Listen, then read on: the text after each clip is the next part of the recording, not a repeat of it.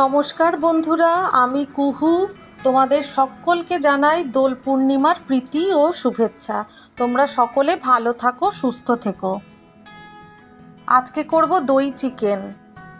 আমি সর্ষের তেলের মধ্যে সাদা জিরে, একটা তেজপাতা, দারচিনি, এলাচ ফোড়ন দিয়ে দিয়েছি। এখন দিয়ে দিয়েছি দুটো পেঁয়াজ কুচি। পেঁয়াজটাকে হালকা ব্রাউন করে ভেজে নেব। এখানে একটা পেস্ট তৈরি করছি। একটা ছোট পেঁয়াজ, আদা, রসুন, একটা টমেটো, দুটো কাঁচা লঙ্কা নিয়েছি। চিকেন নিয়ে নিয়েছি। পেঁয়াজটা ব্রাউন করে ভাজা হয়ে গেছে। এবার চিকেনটা আমি দিয়ে দিলাম। হালকা করে চিকেনটা ফ্রাই করে নিচ্ছি।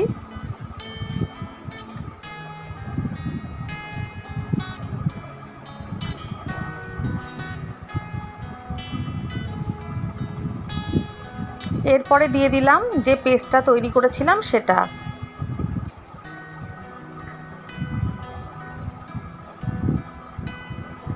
ভালো করে সব মশলা একসাথে মাংসের সাথে মিশিয়ে নিচ্ছি। কাশ্মীরি মির্চ দিলাম,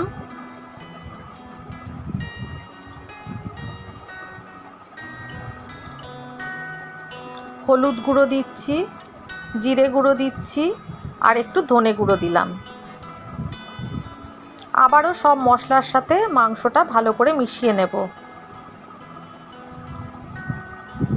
দই তো সকলেরই পেট ঠান্ডা রাখে, তো দই চিকেনটা তোমরা গরমে করে নিতেই পারো এই হোলিতে।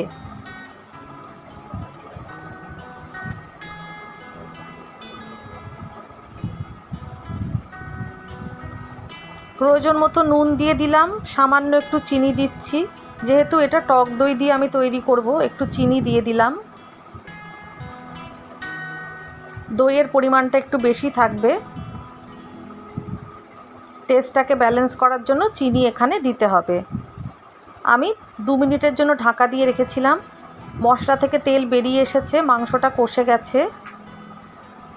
এবার আমি গ্যাসের ফ্লেমটা বন্ধ করে দিয়ে টক দই ফ্যাটানো দিয়ে দিচ্ছি।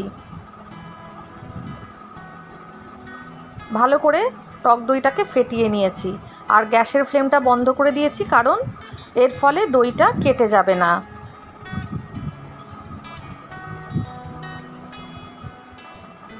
ভালো করে মিশিয়ে নিয়ে আমি গ্যাসের ফ্লেমটা আবার অন করে দিয়েছি।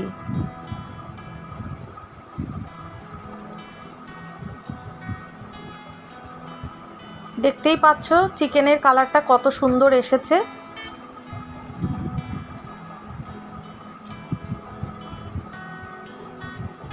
আবারও 5 মিনিটের জন্য ঢাকা দিয়ে রেখেছিলাম।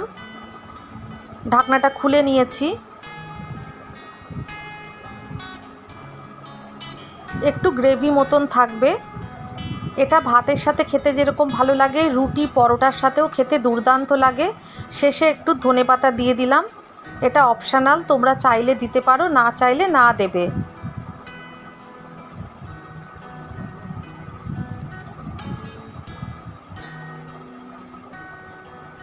আশা করি বন্ধুরা তোমাদের এই রেসিপিটা পছন্দ হবে। শেষে আমি কাঁচা লঙ্কা ছড়িয়ে দিচ্ছি।